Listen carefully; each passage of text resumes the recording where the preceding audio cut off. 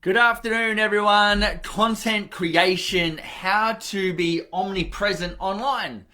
Let's be honest, content creation is like something that we all need to do. We all know that we need to do it, but sometimes we don't do it.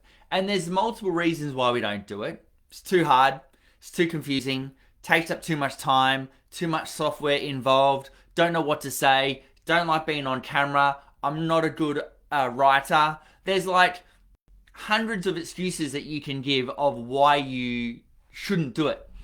But then there's also it there are legitimate reasons. Like, it does take a lot of time, and is it worth the return on investment?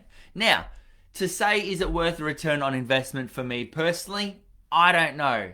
Why don't I know? Because I've got so many fingers in so many pies that sometimes, even if I get a lead and I say, "How did you find out about me?" they found out about it through multiple different areas in multiple different places, and they don't know where they found out about me. So I can't say like this 100% works for email, and if you just do reels, and if you just do stories, and if you just do blogging. So being omnipresent is a little bit confusing because I can't actually test my return on investment completely because people come from different places. Now, I know that you can say there's insights that you can go on to and you can see how many leads and how many things. But what I'm saying, I don't know which one specifically was the call to action that made the change. So let's just get omnipresent instead. Now, we all know that we need to do this.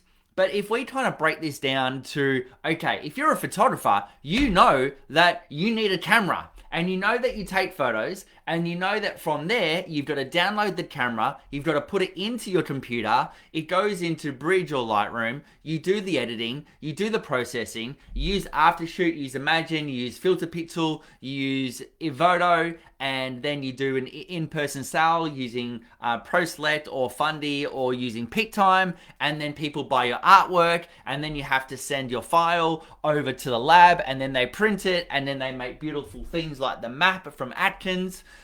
You know that you need to do all of those things, and you have to learn how to do it, right? So similar with content creation, you know that you need to do these, but it's learning how to do it is the issue. And this is where I must say I'm pretty proud of this. I think I've linked the dots and I've worked this out so well that I can take one piece of content, one keyword, one question, one thing, and multiply it through everything else. But the first step, there's 10 steps here. The first thing you need to know about this is, who are you talking to? You need to be really specific with your ideal client, your avatar, whatever you want to call it. And there's lots of different ways that you can do this. And if you're in the PBBN, go into the execution plans and go into a tile that says, who do you think you're talking to, or who are you talking to? And it gives you all the social, all the ChatGPT prompts and everything, so you really get to know who your ideal client is. So you're building a profile. This is just the short version of all of this. Number two is, it used to be really specific with SEO on keywords, my keyword research, my keyword score. And yes, it's still important, but I had a quick chat with Corey Potter from SEO, Fuel Your Photos SEO. And a very quick chat, so don't quote me on this. But one of the things he said, it's not just about the keywords, it's about the questions. It's the topic research. It's your frequently asked questions. It's answering questions to your most common, answering your most common questions. And I guess one of the first things is you need to answer some questions. So it's not just about the keyword, it's also about the topics and questions. What are your clients asking you? What to wear, what to bring, what to prepare, how to choose my wall art. And the list goes on and on and on and on and on and on and on. Like there's literally hundreds of questions, but there are a few specific ones for different genres. All right. So the next thing is you need to sit down and go, what are my clients asking me all the time? What's a problem that they have, and how do I create a solution, and what questions are they writing? From one or two questions, you can then amplify this and really get to know strategically more. And how do we do that? We do that using Google, and we do that using Chat GTP. I've gone. GPT, right? And it's one of those things where it's like, we want to amplify the questions. We want to get a little bit more specific and not be so general and wishy-washy with them. But it's one of those things we need to develop this. Now, if you do this correctly, right? If you just do two and three correctly, if you just do these first 3 points correctly, right? You're going to come up with 12 key topics.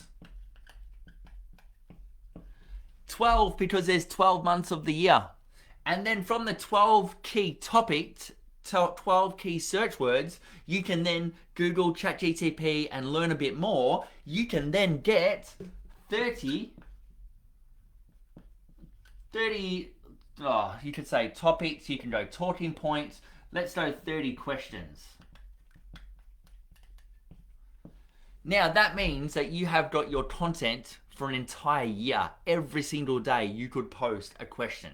A lot more detail than that, but in a nutshell, that's what you can do. If this is making sense, please write in the comments. Say hello. Hello, Mr. Michael O'Keefe.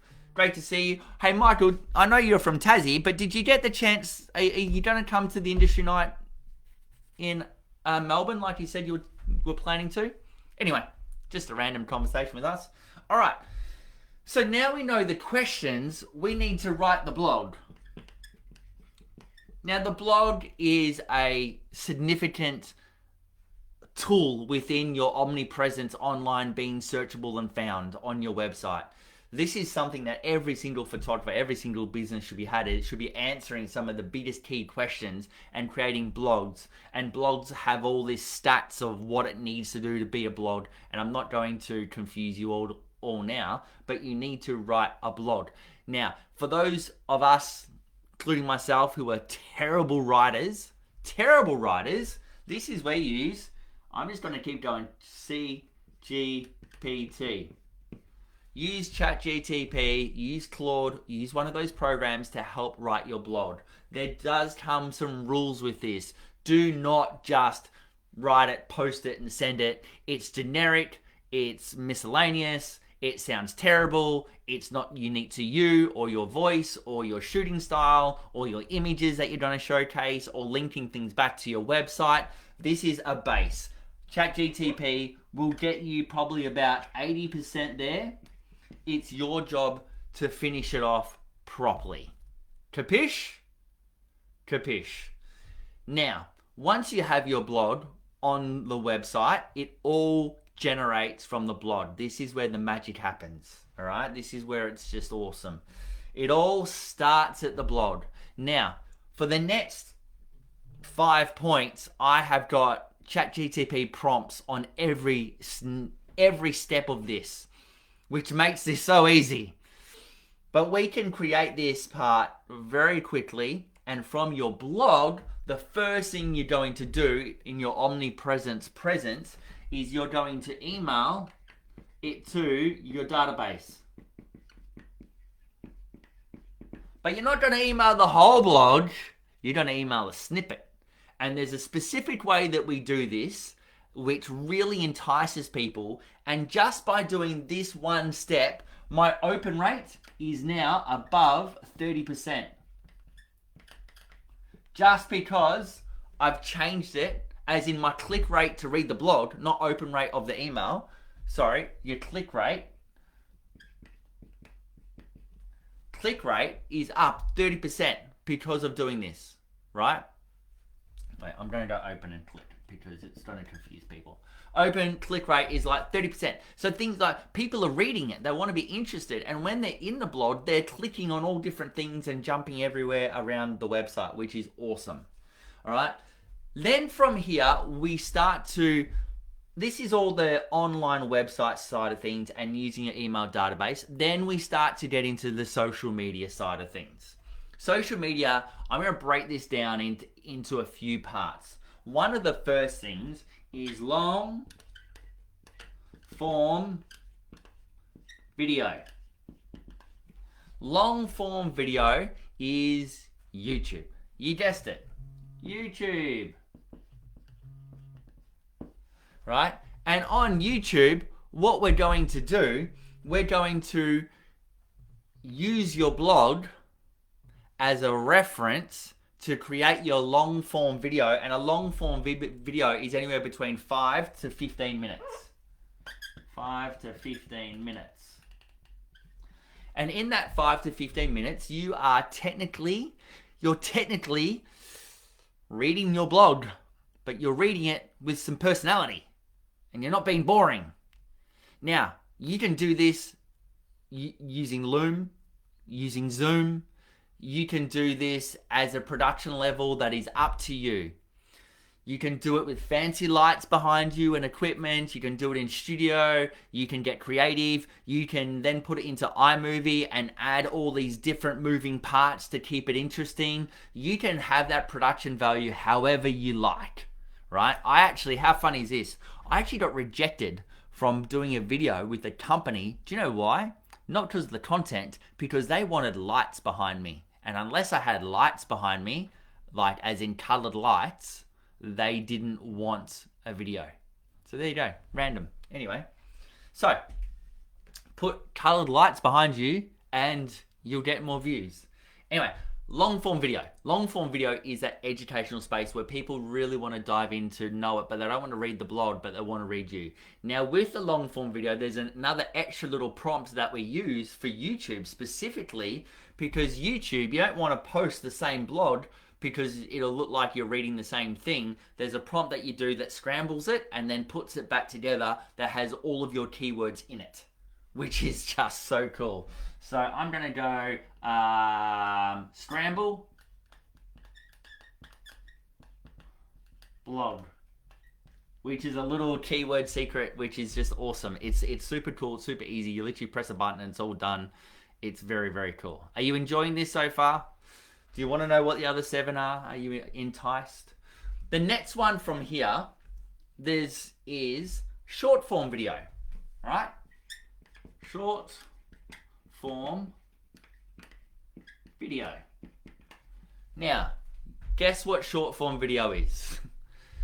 YouTube Shorts, Instagram, Reels, TikTok, Snapchat, LinkedIn, Threads. What are all the other ones? There's, kind of Discord. You could do heaps of them, right? But short form video is under 60 seconds. So we're going to go 60 seconds, under 60 seconds. Now this is the fun part, right? We've got a prompt that we're going to use in ChatGPT that we're going to take the entire blog and put it into this prompt, and you're going to ask it to create scripts for you divided by your blog. So if you've got 5 headings, there's 5 different videos covering different parts. You can do one video to cover the whole blog and then break it up into your headings, but it's all prompted. It's all just using the prompts through ChatGPT. It's practically cheating. And you're asking it to create these 45 to 60 second videos using these different topics and with the hook and the outro. And then from the short form video, for the video part, then you take those scripts and you put it back into ChatGPT and you create it to be the copy that goes with the post, and you add all the hashtags. Now, a hashtag's still a thing. Do you know what? Depends who you talk to. I don't know. But it's all prompt. It's all linked together. So not only is there a 60-second video, it's under 60 seconds, you're going to create your copy So you create a script and a copy. Let's see. Script and a copy. And it all does it for you. And guess what you then do? You take the script, and I've got this all mapped out. I'm super excited. You take the script, you put it into your notes on computer, which then links to your phone. That goes into CapCut. Then you use a teleprompter, so you don't have to remember any of these things. You literally read off your phone with a little bit of expression and enthusiasm. And then you save the video and you save all the rest of it. And because it's already on your phone, and then you just put the notes of the copy on your phone, and then you upload it onto your phone or go straight through the computer. And you're done. And you can do that like 4 or 5 times with the one blog post, because you're covering different aspects within the blog post. Thank you, Caesar. I'm glad you think it's amazing, because I think this is cool too. It sounds like a lot of work, but once you know the steps, it's actually quite simplified. It's actually quite easy. Now, this is the fun part. You've got your blog, your database email, your long form video, your short form video. Guess what's number 8? And I'll wait just 5 seconds to tell you what number 8 is. If you've got all the video stuff, what's the next stuff that you need? Dun, da, da. And I'm going to put down, what will I put down? I will put down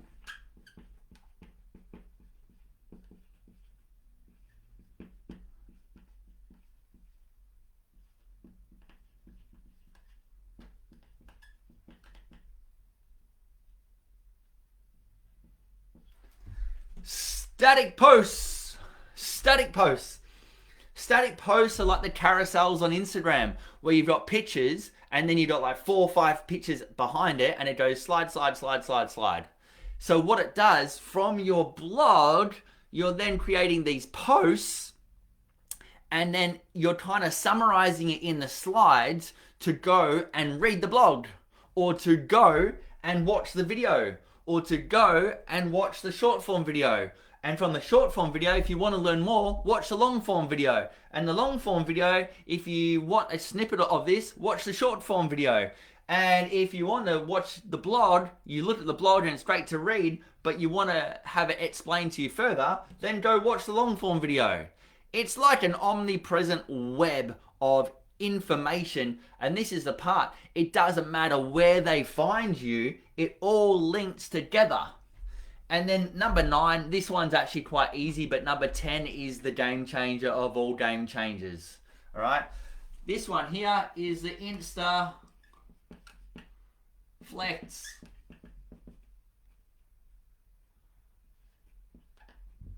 That's a hand and a muscle arm. Instaflex. The Instaflex is because all of this stuff is already on Instagram, you then share this through stories. And you can share it through stories multiple times. But it's not only just an Instaflex. We all know that Instagram stories are linked to your Facebook stories, to your Facebook pages and your personal pages. And then that gets shared everywhere. Does anyone else think that this is fun, or is it just me? It's exciting. Or are you confused? Or is it too much work? The Instaflex. But this is one of the key things, and this comes with a big fat warning. Warning, warning, warning, because you need to know your tools. Warning, warning, warning. All right? One of the biggest key players in this social media world has got to be Repurpose.io. Repurpose. Repurpose. Purpose.io. Repurpose.io is when you take a source of truth. Let's just say for me personally, it's Instagram. And as soon as I post it on Instagram, it repurposes that one piece of content across every other platform that I've got. And this is where the magic happens. Instantly, it will go, I post a story, I post a reel, I post anything like that, and it will go straight away out to YouTube Shorts, Reels, TikTok, Snapchat, LinkedIn, Threads, my Dropbox as a backup, my phone as a backup as well, and where else does it go? I think just those. Maybe Discord. No, I don't know which one is. But either way, you're on, how many is that? 5, 6, 7, 8 different, it goes in 8 different spots with one press of a button. And you might go, but isn't that the same as like Hootsuite and Later? No, they're scheduling apps. This is native content. So when I went overseas, I was overseas for all of December, January, because we were with a family holiday. And you go, how did I work this out? This is what I did. I did 60 videos. 60 short videos. Now, here's my challenge to you.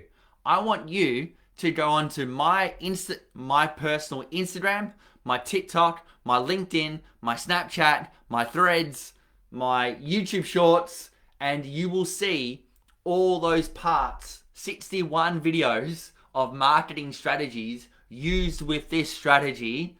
And it wasn't just, I must admit, the 61 strategies are probably from number 7 down. We skipped the blog and email part. I just did this part. I did 1, 2, 3, 7, 8, 9, 10. I skipped the blog and email and long form video part.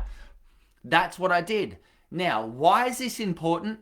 Because now, did I get the reach? No, I didn't get the reach in some things, and some things I did, and some things I didn't. I didn't become Instagram famous, and I didn't get 10,000 followers over time. But what I did do is, and this is a good conversation I had with Corey Potter, is I became indexable. I became findable. So now I'm reaping what I'm sowing now, not by the numbers of viewers I've got, because talking to some influencer photographers the other day, and I was like, how's your workshop going? You must be booked out with your, millions of viewers, like between all of them, there's like 1 million people that are following them. And she just wrote back, followers don't convert to sales and leads and bookings, unfortunately. So what the difference is, I'm easily findable, and it's on the interweb forever in finding all these key search words and questions that I've covered, which makes it omnipresent and there forever. So I'm not a big TikTok person. So for me, I just threw them straight up on TikTok. So I wasn't fast. This is where repurpose, right? Using repurpose, going from Instagram to TikTok was not, Corey's here. Yes, he's in the house. I hope you're making sense. I don't know how long you've been here, but I've been talking about you all afternoon for the last 22 minutes. Corey, am I making sense? Write in the comments. That's so exciting that you're here. But this is the part where it's like, you need to know your platform, because posting natively will always get a better result. I use a meta scheduler in Instagram to post all those posts. Now, when I'm doing this on the fly, I just do it organically. When I did it for these 60 videos, I use Meta to post it all. Now, unfortunately, I got penalized from TikTok when I went from Instagram to TikTok. The views just dropped significantly. So I stopped that, and then I went direct, and the views went back up again. But end of the day, I didn't have the time, effort, energy, or resource to be posting on 2 platforms while I was away. So this is a bit of a test and measure, and I learned a lot, and I wouldn't do it again. But I can tell you now, this content creation and becoming omnipresent is one of those things where it's going to give you dividends over the next couple of months and years, because you are filling the interweb with content. Now think about it these days. When you are writing, when you're asking questions, when you're Googling now, are you actually even Googling? I just had a whole lot of questions I wanted answered. Guess where I went to? I went to ChatGPT to ask the questions. I didn't even go to Google. So this is the part where it's being omnipresent is important, because things like ChatGPT and Claude and all these programs are going to scan the interweb of who's making the loudest noise and creating great content. And that's when they'll find you. Corey, correct me if I'm wrong. Because Google, you'll be found. And the next biggest search engine is YouTube. So I'm going to quickly give you a visual of all of this as well. Now, I will say this. If you want to learn all of this, come to my workshops. I've got my workshop in Sydney.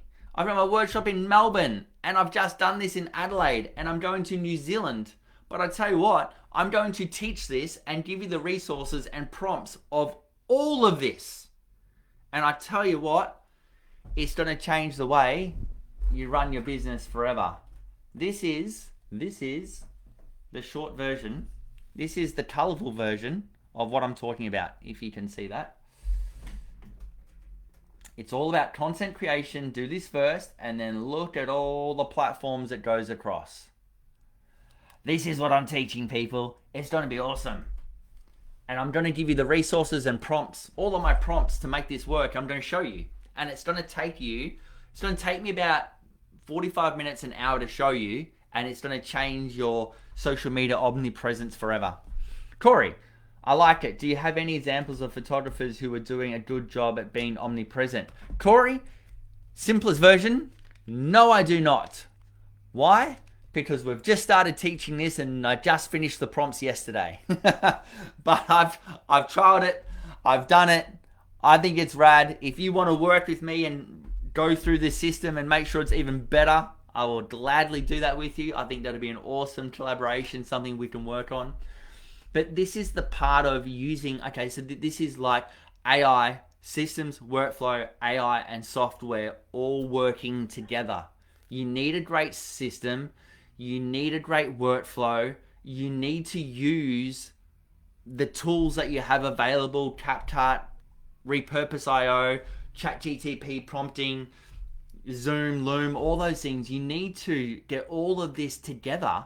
But this is just one of those skills where, as a photographer, as I said at the very start, you learn how to take a photo. It goes on the little memory card thing. You plug that little thing into your computer, and then you have to put it through all the systems until you can produce beautiful artwork.